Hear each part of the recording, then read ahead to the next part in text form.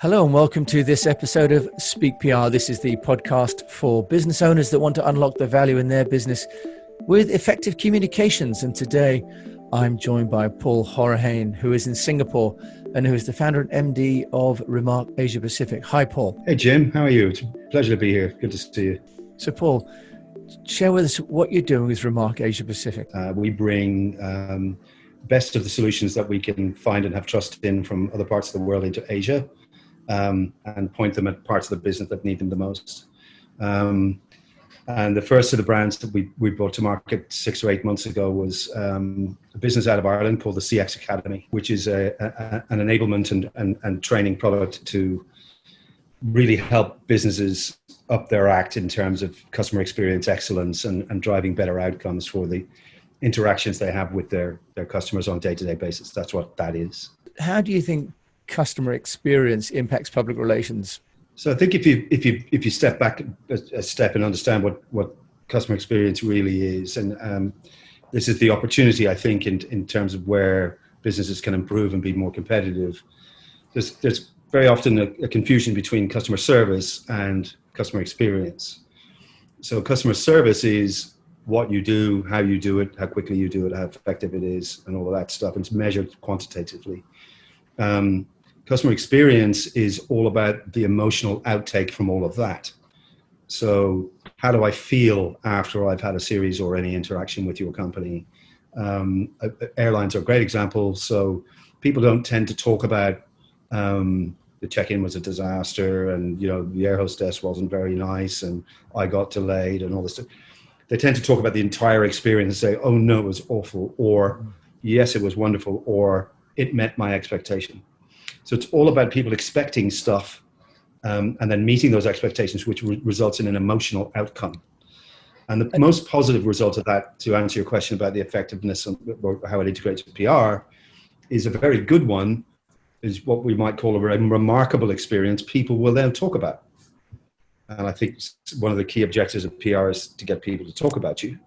And if you generate good ones, they talk about you and that multiplies and has a very positive effect on your brand and your business. So that's kind of the most obvious cross-section between the two. And when you talk about the customer experience, how are you helping companies to kind of evaluate where they're at now and to look to improve? Because there's often a difference between what, say, the advert has said, the PR has said, and then the actual experience through the entire sales process. Yeah, it's kind of funny you should hit on that so quickly. One of the sayings is it's about actions, not ads. And very often the overpromising done by the marketing folks that you and I used to know so well is a hard thing, a hard act for the actual business to deliver and meet those expectations. So part of what we try to do is to get them to align that.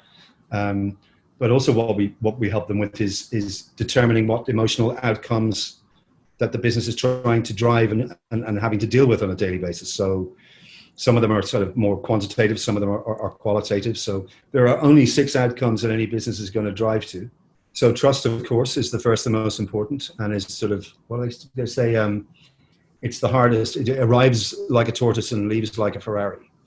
So it's the one that's hardest to earn and easiest to lose. A second, we call them drivers of excellence. And the second one is that you know me. So the word that everybody wants to hear most often in the world is their own name. So getting my name right and knowing me and my business situation or my purchase situation or my emotional situation or my financial is important, meaning knowing me. Making it easy is another, meaning is it easy for me to transact or get what I want or complete my business with you in the time that I want to. Empathy then, of course, is, understanding my situation and what it's like for me to be doing business with you if I'm stressed or in a hurry or disappointed or for example, casinos have got a very interesting empathy play, and gambling is a very stressful business. People are happy, sad, excited, stressed, all of that. It's a very empathetic business. Then there's a really important thing, important driver, which is called you fix things.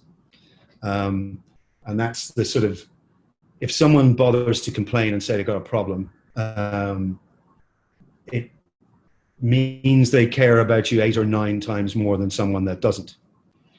And if you fix it, and if you fix it heroically, you'll get rewarded with an enormous amount of positive energy and emotional outcome, and remarkable remarks to other people, and those kinds of things.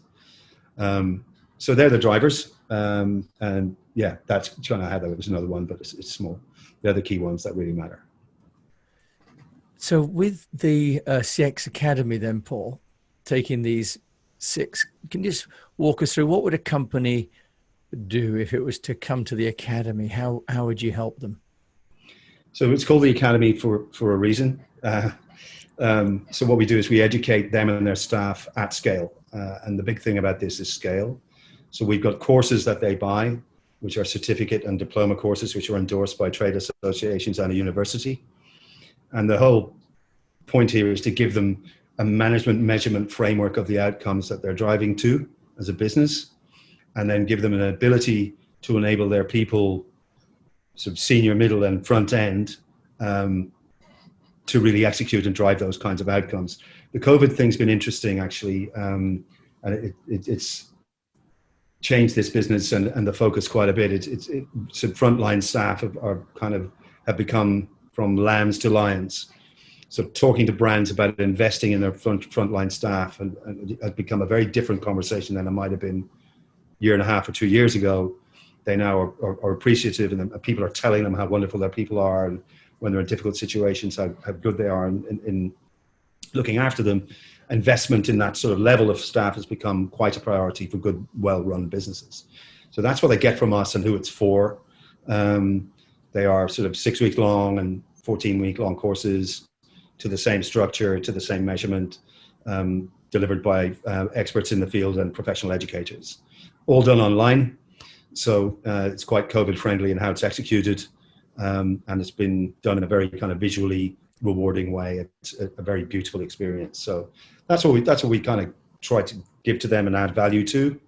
And there's a lot of businesses taking it up, and the timing for this, given our atmosphere, is interesting to say the least. Yeah, that sounds fantastic. And in terms of the sort of investment that companies are needing to make, it sounds like quite a holistic approach and requires almost the entire organization to go through it, as opposed to be sort of a tactical 1 or 2 people within the organization.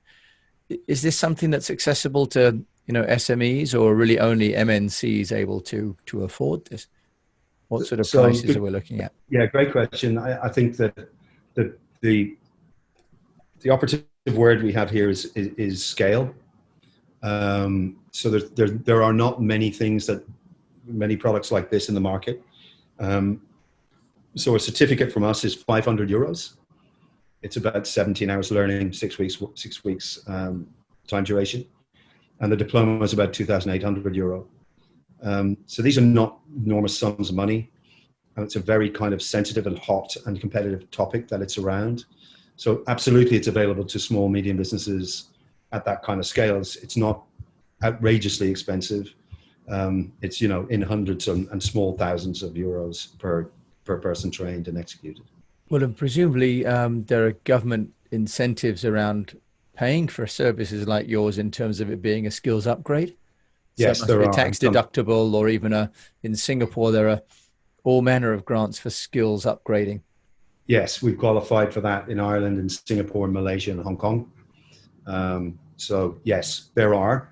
But what I say to people is, if you don't think it's worth the money, don't go and look for the government subsidy. This is the value it is, and that's how you should really look at it. If you get a government subsidy, that's great, and that's your relationship with them. But we deliver this kind of value for you. That's really how it should be.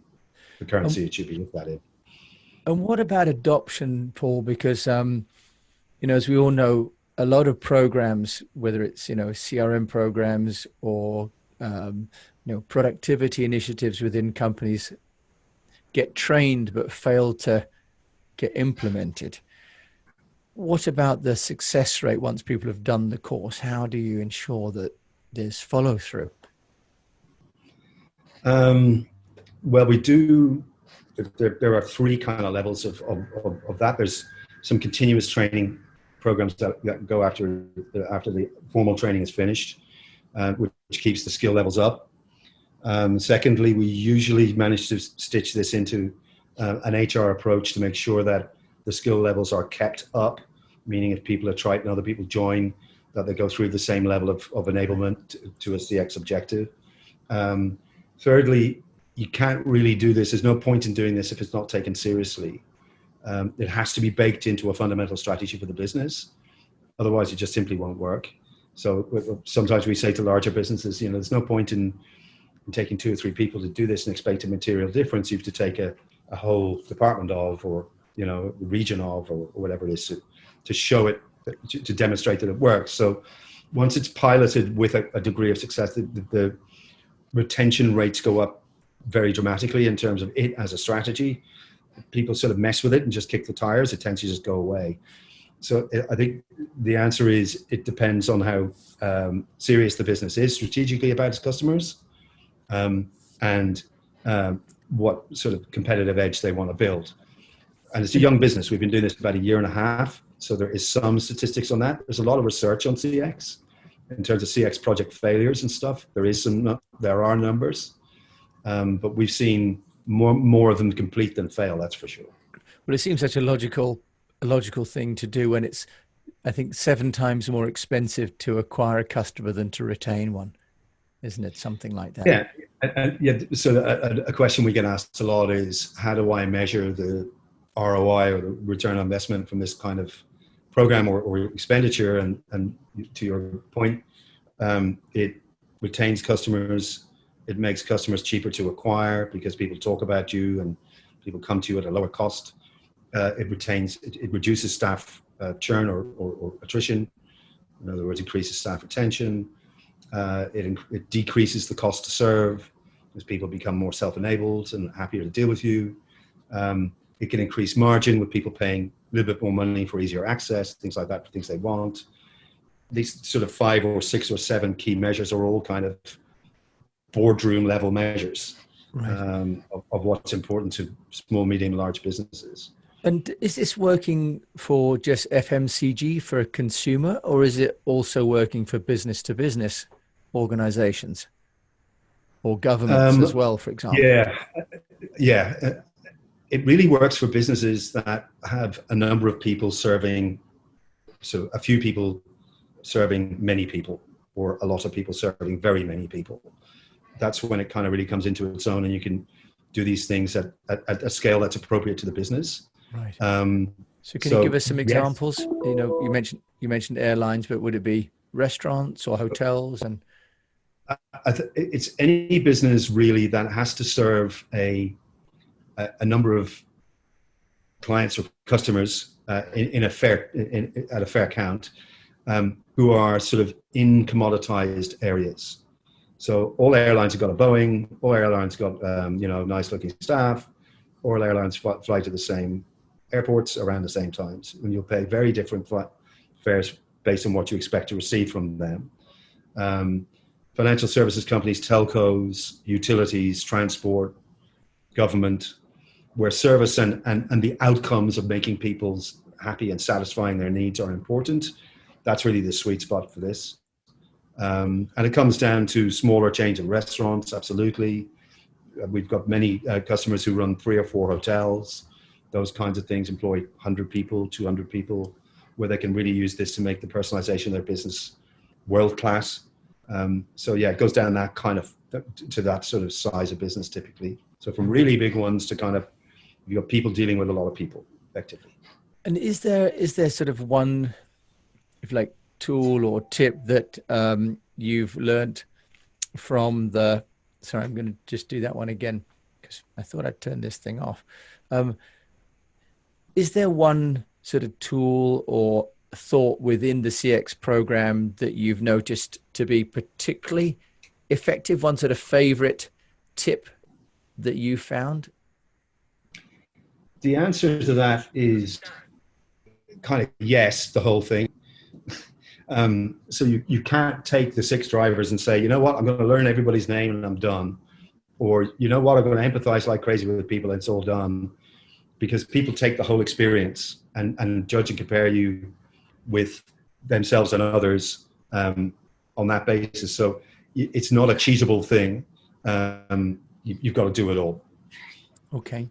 And what do you find is working for you and for your business? This is your own business, Paul. You've been an entrepreneur for 25 years, as long as I've known you. So what would you say is the best sort of PR tool or activity that you've been using to build the brand of the CX Academy? I would say there's kind of one very obvious and to be expected answer to that, and then one that's not. So your reputation is very important. This is the strongest marketing tool of them all in almost any business. But what I have to say is, in particular with this business, which is in my case less than a year old, we've been using social media and LinkedIn heavily, and we found that has helped sort of get our profile up and get us into conversations we may not have been in quite a lot faster than perhaps some of the more traditional methods of marketing.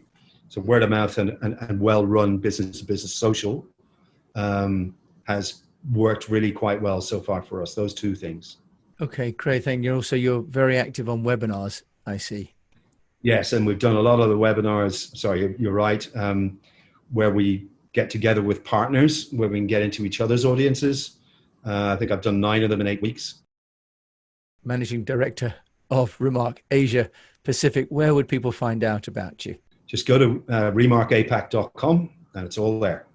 Great. And I'll also put it in the show notes. So Paul, thank you so much for sharing and being on what I guess will be your 10th digital recording in the last 2 months, and sharing some thoughts with the Speak PR community about how to get noticed using effective communications and customer service. Pleasure, Jim. Lovely to see you. Thank you very much. So that was Paul Hurricane of Remark Asia Pacific. And key there for me is the importance really of having great customer experiences, because as we know through amplification, which is the A in our Speak PR program, that a happy customer will share and amplify their appreciation of your brand. And this is the best form of PR that's available to us all. So thank you for listening to this episode of Speak PR. This is the podcast for business owners to unlock the value in their business with me, Jim James. And so until we're together again, I wish you the best of health, a profitable business, and that you keep on taking great care of your customers.